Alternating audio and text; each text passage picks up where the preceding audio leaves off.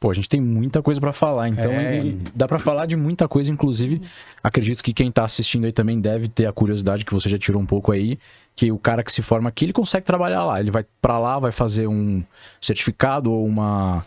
Como é que fala assim? Ele vai conseguir validar o currículo dele lá? Depende.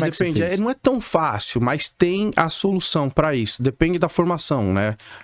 Fisioterapia, preparação física ou outras áreas, talvez seja um pouco diferente, mas tem a opção de você chegar lá, talvez estudar um pouco menos ou fazer uma prova e aí você consegue talvez tirar a licença do estado.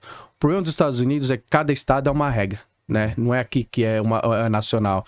Então, tudo vai variar da onde você vai, para o que você quer fazer.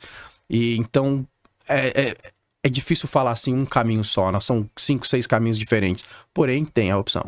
Vamos falar da fisioterapia, então, da área da saúde. Deixando a dica para quem está nos assistindo da área da saúde, tanto fisioterapeuta como um educador físico. Mais fácil, geralmente o pessoal vai para Orlando, né? Fica mais fácil ali, né? Naquela região, Miami, né? Eu não sei. Quando eu fui pra lá as 2 vezes, eu vi muitos brasileiros lá. Sim. Mas aí eu não sei, não dá pra perguntar se o cara tá correto, tá ilegal, qual é que é a parada do cara. O que eu vi que você fez o caminho certo. Sim. Óbvio, você teve facilidade com a língua, né? Então você já fazia inglês, já tinha facilidade com o inglês aqui no Brasil? Não. Ah, então explica pra gente. O cara é um guerreiro. O cara na coragem. Eu fiz. O meu irmão foi primeiro, né? Meu irmão estudou inglês, ele sabia mais, aí ele acabou indo para os Estados Unidos 2 anos antes do que eu. Mas meu irmão trabalha em administração, vendas, é bem diferente. Aí eu comecei a estudar inglês, mas meu inglês era muito ruim. Na época eu tinha que fazer o SAT, que é a prova que você tem que fazer pro vestibular. E eu tive que fazer uma prova para estrangeiro que chama TOEFL. Já fiz. E eu não passei. Só que eu fui jogar numa faculdade bem pequena. E lá eu tive que assinar um contrato que eu iria manter as notas altas e... Enfim. O meu primeiro semestre lá nos Estados Unidos, eu tive uma aula que era difícil, que era de história americana, que eu não entendia nada. Eu ficava na aula e ele falava e eu não entendia nada. E chegava em casa depois, eu morava com o pessoal de futebol, eles me ajudavam. Eles sentavam lá com um caderninho, a gente fazia aula de inglês. E aí eu tive uma aula de acampamento, né? Porque eu tinha que tirar um A. Então, acampamento mesmo, você chegar lá e acampar. A minha prova final foi um acampamento de final de semana. Mas falou, é aqui mesmo. É aqui mesmo, é um A. Eu precisava de um A. O A era ali. E aí fiz uma de religião. Pô, ninguém pode falar de religião, né? Religião é a sua e acabou. Então, assim foi indo. Aí, eu acho que eu lembro de uma história, que quando eu ficava lá 6 meses, aí nas férias eu vinha pro Brasil. Ficava aqui 2, 3 meses. Aí voltava pros Estados Unidos. Então, quando eu voltava, meu inglês já tava ruim de novo. Eu lembro que quando eu fiquei 1 ano nos Estados Unidos e voltei pra lá, meu auxiliar técnico deu uma dura no jogo e eu entendi tudo que ele falou. E eu falei de volta alguma coisa com ele, ele parou, ele falou, finalmente a gente tá se comunicando, né? Eu falei, demorou 1 ano, né? Mas chegou. Mas chegou, e assim vai. Até hoje, lógico, eu falo bem, tudo mais, mas eu ainda...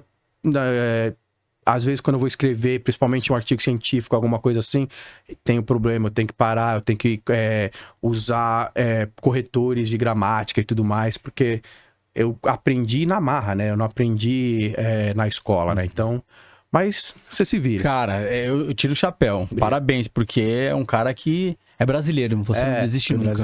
Não. O cara é brasileiro mesmo, ele foi até cirúrgico nas provas lá. Ele falou, pô, o que eu vou ficar bem? Acampamento?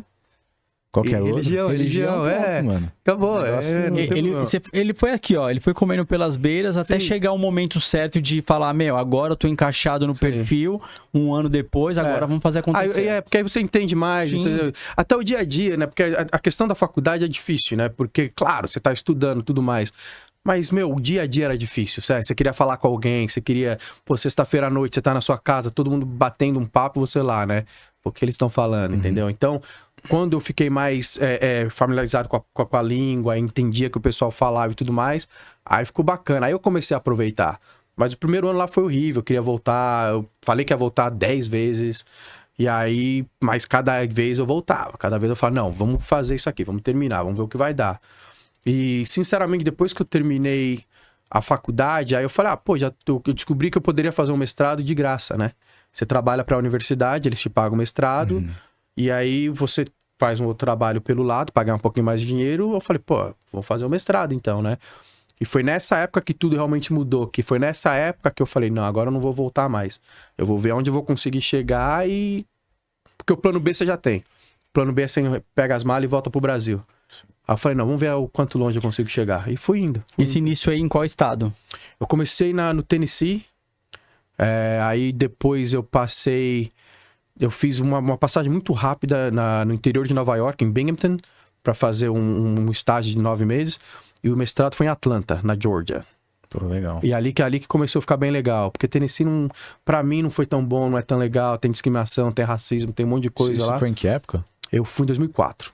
Tennessee, ainda mais naquela época, realmente era bem complicado. Assim. Não era muito legal, não, mas... Hoje em dia é um lugar bacana, mas não é o... Né? Mas assim, naquela época eu entendo o que você tá falando. E a cidade também era muito pequena, né? Eu tava numa universidade pequena, tava numa cidade pequena, né? Por exemplo, de novo, né? A faculdade do meu irmão tinha 15 mil alunos.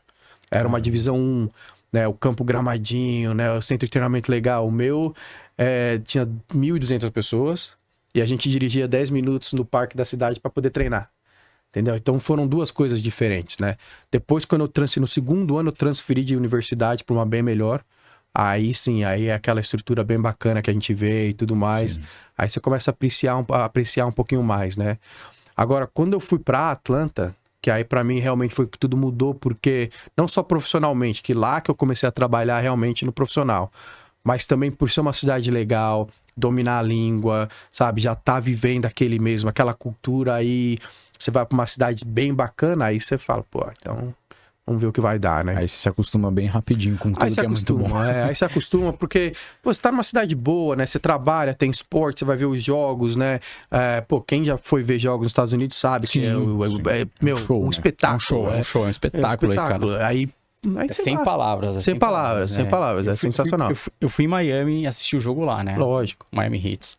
Foi meu primeiro jogo. Foi? Seu primeiro jogo. Porque a gente sempre tinha alguma coisinha com Miami. Hoje, né? O meu irmão mora lá, a gente vai mais. Mas na época, brasileiro sempre, algum jeito, vai pra Miami. Então a gente foi pra Miami. No Daltal ali? Eu fui no estádio dos caras. Comprei eu lembro demais. Até hoje. Era um jogo de playoff. Era o Miami contra o Boston. E eu fiquei lá em cima, assistindo o jogo feliz. Eu tenho foto até hoje, camisa do Miami Heat. E só imaginando. Depois, o brasileiro acabou, desce, vai na quadra. Tira uma onda. É muito bacana. Invadimos. A gente começou lá em cima, terminou lá embaixo. Mandou o dogão. Sempre. Tem que mandar o dogão. Sempre. Se eu for, eu sei que não é bom. Eu sei, mas se eu vou pra estádio, eu tenho que comer um cachorro quente. É isso aí.